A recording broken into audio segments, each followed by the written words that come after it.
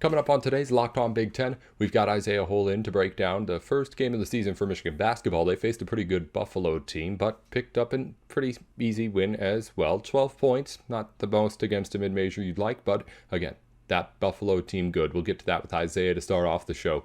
And also, a look ahead into the weekend of Big Ten football. A big weekend, as always, coming up. We'll talk to Isaiah about all of it here on today's Locked On Big Ten.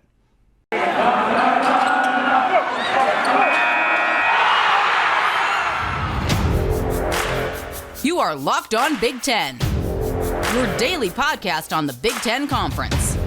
Part of the Locked On Podcast Network. Your team every day.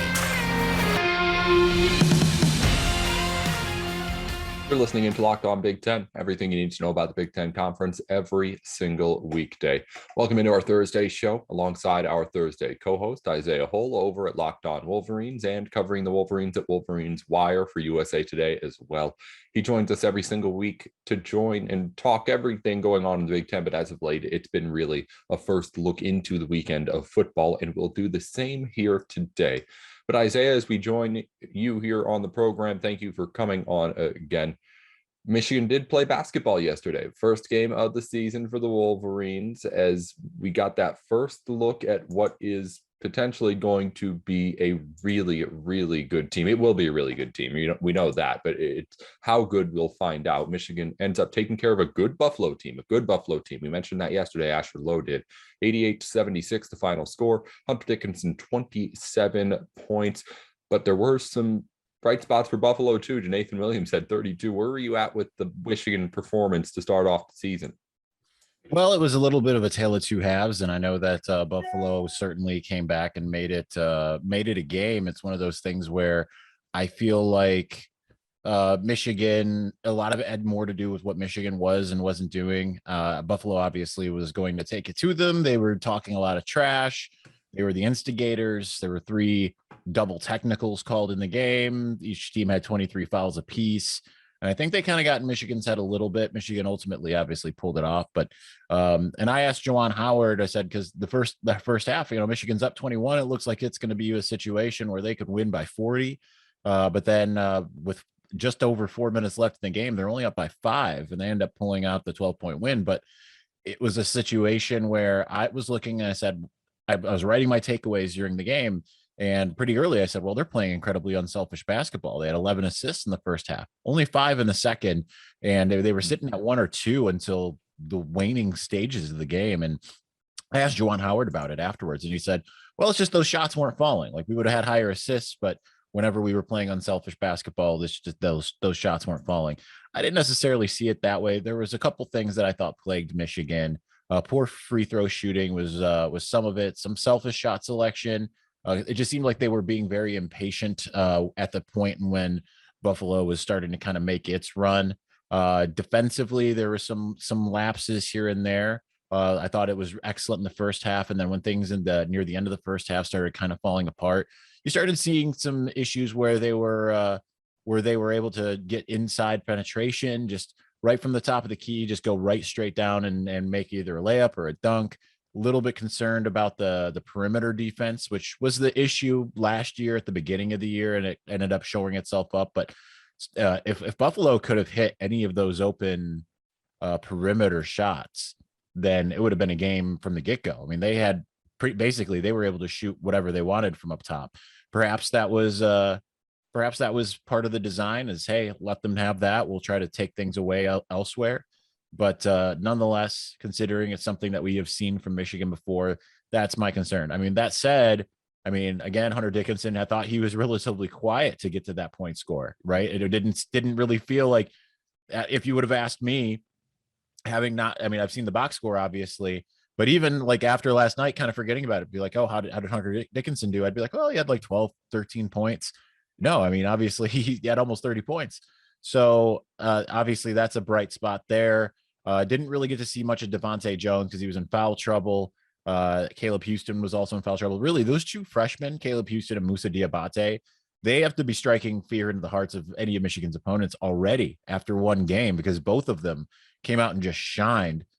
Houston with 11 points, Diabate with 7, but they did a little bit of everything. assists, rebounds. Like each of them had the 2-3 assists. One of them had 5 rebounds. The other one had 6. Diabate had 2 blocks. Houston had a steal. Doing a little bit of everything. You can understand why they're 5-star players. So you have those guys, and they played really good. And otherwise, I mean, it was just relatively steady. Brandon Johns looked pretty good when he was in. He had, I believe, he had the highest plus minus. So when he was in the game, it was that was when things were the most beneficial. And the good news is, with a guy like Diabate, they can have Johns and Diabate in, which we saw, or they can take Johns out and put Diabate next to Hunter Dickinson. So much flexibility is what this team has. So I'm really curious to see how it goes. Yes, Buffalo's a good team. Would have liked to see Michigan assert itself a little bit more, or at least remain as assertive as they were early. I started kind of hearkening back to that Appalachian State game a couple of years ago when Michigan, it was Juwan Howard's first game. Michigan owned the first half. Second half, things got a little bit lackadaisical. So we'll see what happens moving forward. Certainly, they have the chess pieces they need to be able to be that elite team. We just have to see them really come to fruition there. Last year, it took until really that Wisconsin game before they started really asserting themselves. So it certainly might just be a work in progress until it gets to that type of point where they go up against a big opponent and then flex. In that same vein, where do you think those freshmen are at just in their growth as players at the college level? I mean, we don't know how long their college careers are going to be, but I guess in the context of this season, how close do you think we are to seeing what those players can really be out there at this college level? Well, I mean, I think we saw it right away. I mean, right. Caleb Houston's starting. So, I mean, that tells you what you need to know in that sense. I mean, he's not injured like Franz Wagner was at the beginning of his career. So he's got that leg up. He's able to just come in and do what he needs to do. And Diabate, I think, was the first off the bench. Certainly, he probably had the most time off the bench. So I think that those guys are ready to go. I think it's more of a question of some of the other guys. We did get to see Frankie Collins a little bit when Devontae Jones was in foul trouble.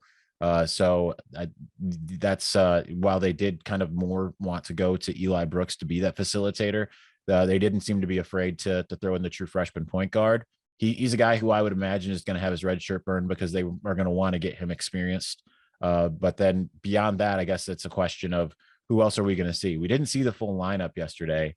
They did go, I believe, 10 deep, maybe 11, because we saw a couple other guys play. But as far as freshmen, we saw 3. I'm also just curious about the sophomores. I want to see what Jace Howard and Zeb Jackson, what they end up looking like. I'm kind of surprised we didn't get to see them. But again, I mean, I think that also speaks to how highly you can think of with Caleb Houston and Moussa Diabate, the 2 5-stars.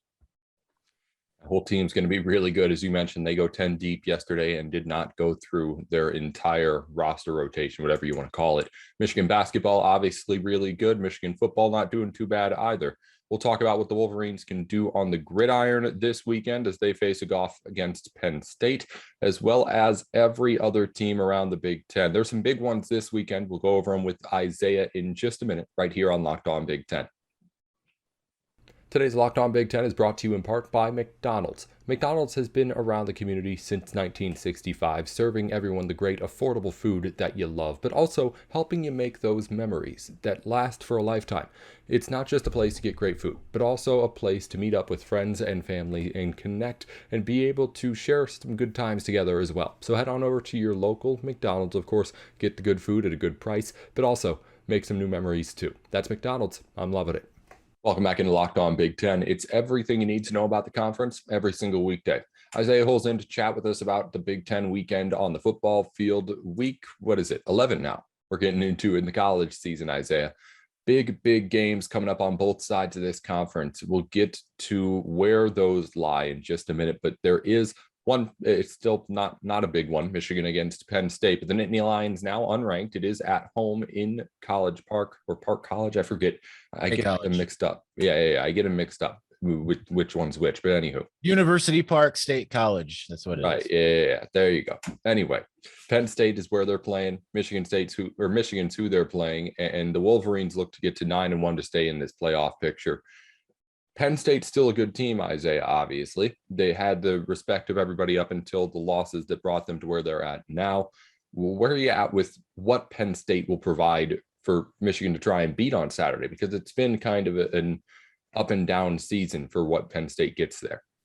Well, you have to question Penn State on the offensive side of the ball because you look at what they are. They aren't quite what everyone expected. And even though new offensive coordinator Mike Yurcich kind of drew the praise of everybody, it's really not much better than Kurt Chiraka when it really comes down to it. I mean, it's got its moments, certainly a bit more than last year, but a lot of it falls on the shoulders of Sean Clifford. Obviously, his favorite target, Jahan Dotson. That's the duo you really have to stop. But I think the biggest indictment for this Penn State team is everyone was talking about this trio of running backs and how they might be the best in the Big Ten. And turns out it's when it comes to having a group of running backs, it's Michigan that's the one that's got the best rotation right now. Penn State with Noah Cain, and I know Devin Ford hasn't played a ton, but in Kevon Lee, it's just has not lived up to expectations, and that makes you think, like, if you can continue to stop the running game, or at least as long as it continues to not do a lot, then you really have to just key in on Sean Clifford and Jahan Dotson. It's easier said than done, but I think a big part is how healthy is Clifford. It seems like at this point he's probably a lot healthier than he was a few weeks ago when he was coming in banged up, playing up against Illinois.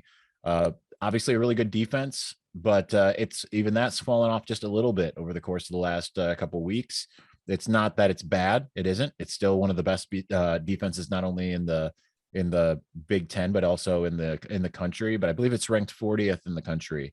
Which is what I expected Michigan's defense essentially to be this year. I did not expect Penn State's to be there, but they're not only 40th in the country, but that's also what they rank according to PFF as far as how they've executed. So you feel like that's probably an appropriate place for them. So my curiosity when it comes to this game for Michigan is how healthy is Michigan? Because you had all kinds of guys leave this last week. I mean, we haven't seen Donovan Edwards in a couple of weeks, and then Blake Corum leaves after the first or second series against Indiana. You lose Andrell Anthony pretty early, who had that coming out game against Michigan State. You lose punt returner / wide receiver AJ Henning. Roman Wilson's still banged up from the Wisconsin game, so he's still just kind of slowly getting in. Cade McNamara is banged up and has been in and out. And then on defense, you also have Jamon Green, the starting cornerback, that you wonder if he's going to be able to go. So I think that could play a big part, right? Because that's a giant part of Michigan's, offense and obviously one starting defensive player. So if Michigan's down that much, I mean, you essentially have lost half the offensive production. And it's a huge blow if Michigan isn't able to run out Blake Corum. Granted, Hassan Haskins carried the load last week. But if it's not just him, because they ideally don't want to run one person 30, 40 times, they can. They said that they don't want to, though. Then you're starting to bring in either a true freshman in Tavier Dunlap or a walk-on in Leon Franklin, both who saw some late time against Indiana.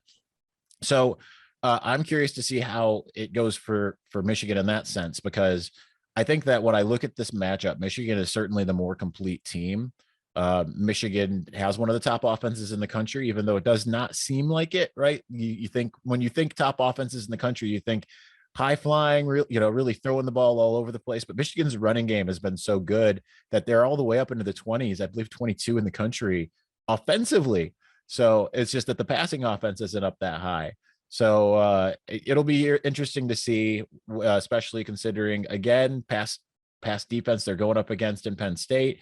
It could be an opportunity, but you got to have some wide receivers to throw to. And right now, Michigan might not have those guys. So that's, I think, going to be the big thing is how healthy is Michigan playing on the road yet again. They've certainly done a really good job as far as going to Wisconsin, going to Nebraska. Now everyone kind of, forgets how those two games went because things didn't go well at Michigan State. So that makes people say, like, I'm listening to Sirius XM this morning and they're saying, like, well, Michigan hasn't really won games like this. That's like, wait, they just won two just like this, essentially. So, but you get the short-term memory. And so I'm curious to see, will they be able to do what they did more early in the season? It looked like they were going to do against Michigan State. But at least for Michigan's defense's sake, number 6 in the country, they don't have to go up against a game-breaking running back, which has been kind of the issue that's plagued them in some of these types of games. 2017 Saquon Barkley, 2019 at Wisconsin, Jonathan Taylor. So that makes you feel like, all right, as long as you can limit Jahan Dotson, you're probably got a good shot.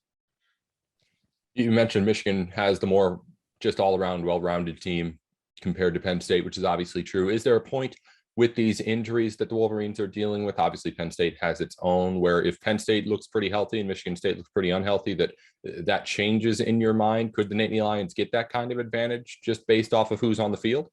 I mean, absolutely. I mean, we don't know yet if Sutherland and Muketa are playing.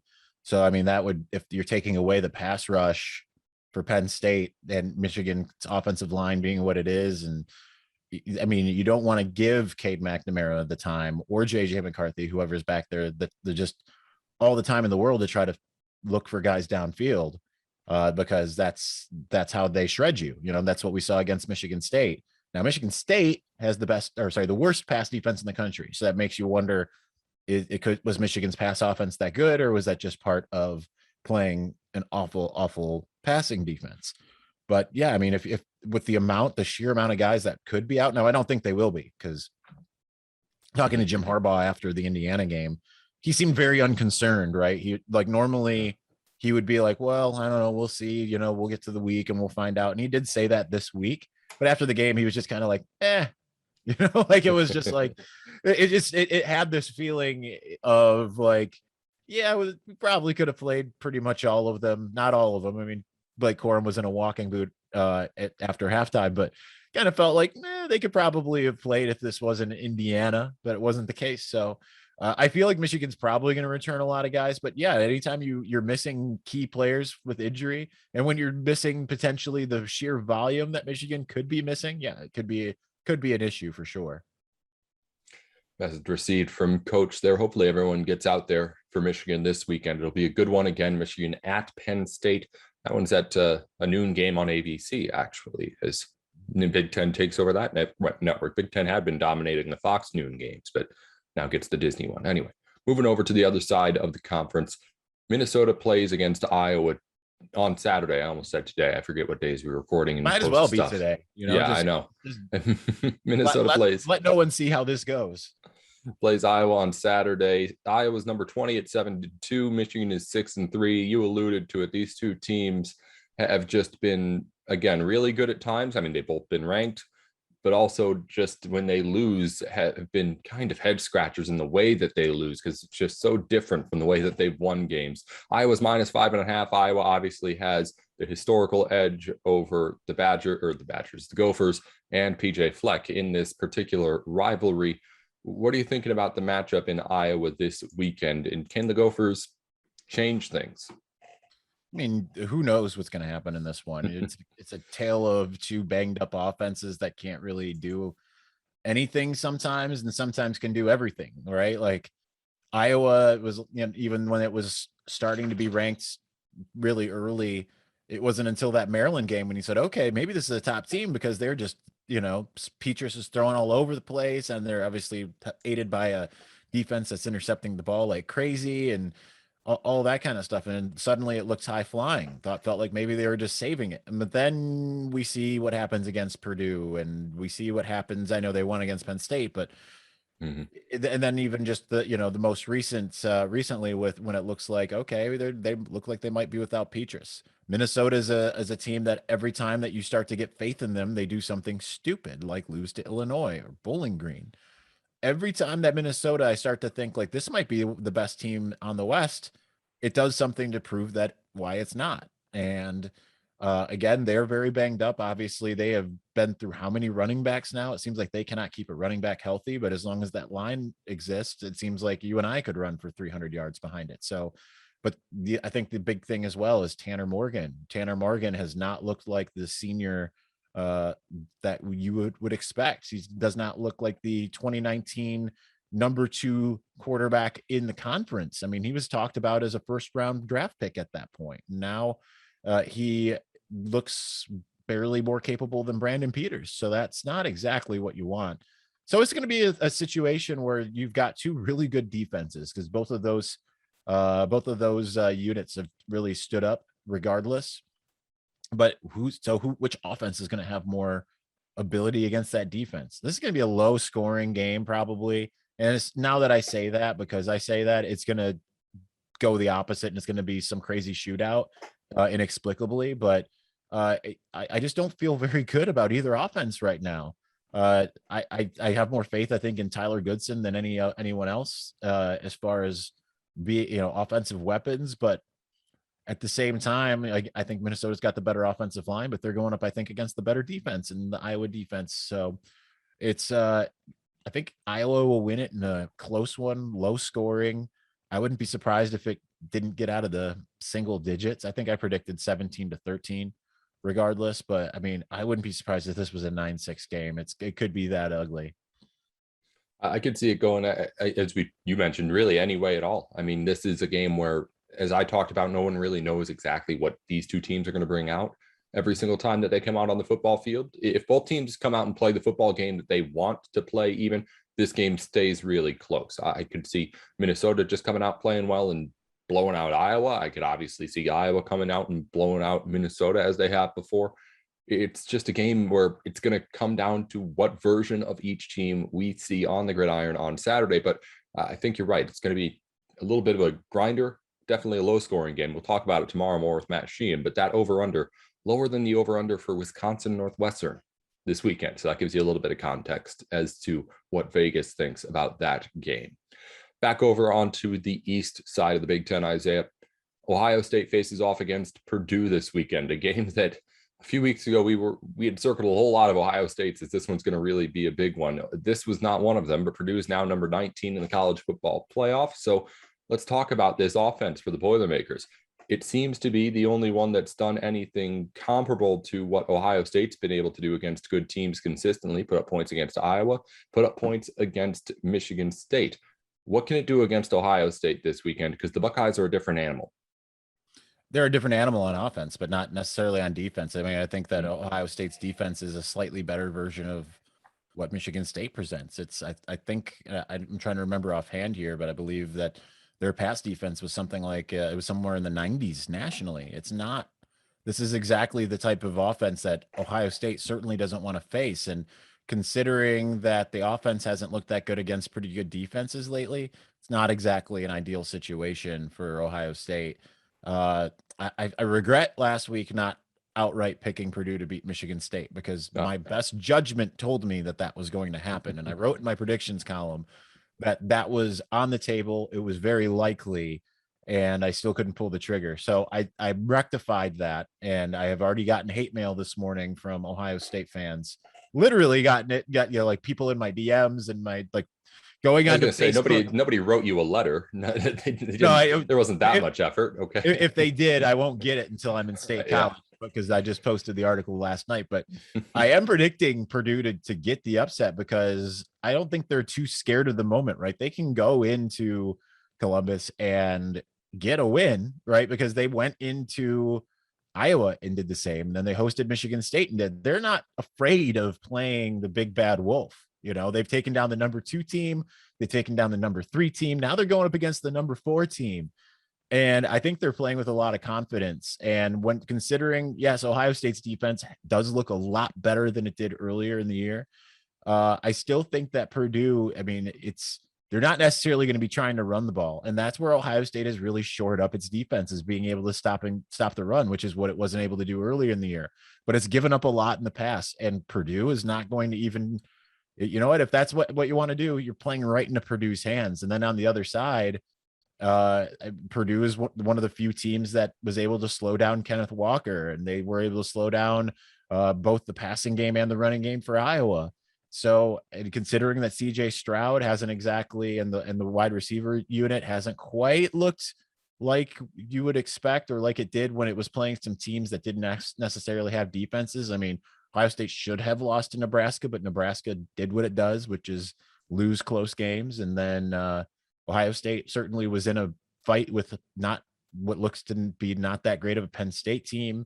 It's starting to look a little bit more like the Ohio State that we saw early in the season, not the one that was out there beating these also rans the way that you would expect Ohio State to. So Purdue's got a little bit of everything. And I think that they've got enough to do it. Now, me predicting Purdue to win, I put that on a confidence level of 1 out of 10, right? Like, if this isn't me saying like, yeah, it's happening, go to Vegas and put everything on it. I'm putting the least amount of confidence on it because it is still Ohio State. It is still Purdue. However, Purdue's shown that it can do it, and it's all of its strengths play directly into Ohio State's weaknesses. And Purdue is a 3-loss team. They have lost games that certainly, they lost to Minnesota, and obviously Minnesota's pretty good most of the time. But like that time, the thought was, hey, they're not gonna, they certainly aren't gonna lose this game. They lost to Notre Dame. Okay, that makes sense as well. But I think that they've got the elixir to being able to take down the Buckeyes if the Buckeyes remain at the same level it has the last 2 weeks. So it's more incumbent upon Ohio State to really rise to the occasion. And I know it sounds weird to say they have to do it against Purdue, but if they go out and play the same type of game they did the last 2 weeks, they're not escaping this one with a win. And obviously the ratifications of that loss, we've seen them already. Iowa, Michigan State, those teams are going to have a hard time. At least Iowa's already all the way out. Michigan State going to have a hard time getting its way back in if it doesn't get some more help the rest of the way. It's still a 3-touchdown spread right now. So again, it's not like anything that you're going to be watching intently from the start, but maybe, we got other good games on at the same time. You see across that ticker that it's close in the third quarter. That's when you start to maybe pay attention and see what Purdue can do in that game if you're not a Boilermaker or Buckeye fan. Isaiah, thanks for joining us as always on a Thursday to talk games. We went over a few big ones. We do have other matchups to talk about. Michigan State plays Maryland. Rutgers faces off against Indiana. Wisconsin's hosting Northwestern. None of those games really have the kind of weight or intrigue, I don't think. How can you say that Michigan State, Maryland? Again, I was going to say, yeah. One Michigan of the best State, pass offenses against the worst pass defense in the country. I still pick Michigan State to win because Maryland is allergic to defense, but it could be an interesting game if it's a shootout situation. The big question is, which Talia Tagovailoa do you get? You're going to get one that's going to throw for 400 or 500 yards in this game. The question is does he have 1 touchdown and 4 interceptions, or does he have 4 touchdowns and 1 interception? That's going to be the big thing that tells you what this game is. Yes, I agree. That is the other game to potentially watch out on. That one will be on Fox at 3 p.m. Central Time. Start, I guess, if you're local in East Lansing, that would be 4 p.m. on the Eastern Time. Isaiah Hull's with us here every single Thursday to talk Big Ten scores all throughout the weekend. And of course, we don't have any sort of upsets yet this weekend, but Isaiah's picked his. It seems like there's been one every week. Keep an eye on those Purdue Boilermakers, a good team. But again, don't put him to it if Ohio State just keeps being Ohio State. No more angry letters. I've been giving Ohio State so much love all year, even when they didn't deserve it. And just because I'm picking that doesn't mean I don't have faith in Ohio State. It's more that what Purdue's doing right now. All right. Well, I doubt you'll find a whole lot more Ohio State love over on Locked On Wolverines, where Isaiah Hull is every weekday. But if you need to stay up to date on what's going on with Michigan and the Wolverine programs, you can follow the podcast there wherever you're listening to the show now. Follow Isaiah on Wolverines Wire as well. He's covering the team with USA Today and keeping you up to date every day on what's going on with those squads. Thanks again for coming on, Isaiah. We'll talk to you again next week and appreciate your time as always. Awesome. Thank you. Today's Locked On Big Ten brought to you by betonline.ag. This is our online sportsbook partners because they have everything that you could possibly want out there for your sports betting needs. BetOnline has all the props and lines that you could ever want, of course, but they've got a brand new website up too to make everything look really smooth and nice. If you've been a sports bettor for a while now, you know that the websites that you have out there aren't always exactly up to date as far as how sleek they look. BetOnline, you don't have that problem. You don't have the problem of having to stress about anything that you're putting a bet on. The information's all there. It's all clear and available to you to see exactly what you're doing. And again, if you use our promo code Locked On when you sign up, you get a 50% welcome bonus. Again, that's Locked On when you sign up for 50% welcome bonus on your first deposit. BetOnline, your online sportsbook experts. Thanks again for joining us today on Locked On Big Ten. Another big thanks to Isaiah Hull for joining us here on the program on a Thursday. And once you're done with here and You make Locked On Big Ten your first listen every day. Make your second listen Locked On Bets, your daily one-stop shop for all of your gambling needs. Locked On Bets, hosted by your boy Q with expert analysis and insight from Lee Sterling. Tomorrow we've got Matt Sheehan to talk about more of, well, the bets around the Big Ten. We have to get someone in from Locked On Bets in here soon on a Friday show. Your boy Q, I'm sure, would be more than willing to get in with us and talk bets with us at the college level too. That's for another time, but tomorrow we'll have Matt Sheehan on again to talk about all the bets around the Big Ten. What will he think about that Minnesota-Iowa under we mentioned with Isaiah earlier in the show? That's all coming up again tomorrow on our program as we wrap up the week. This has been Locked On Big Ten.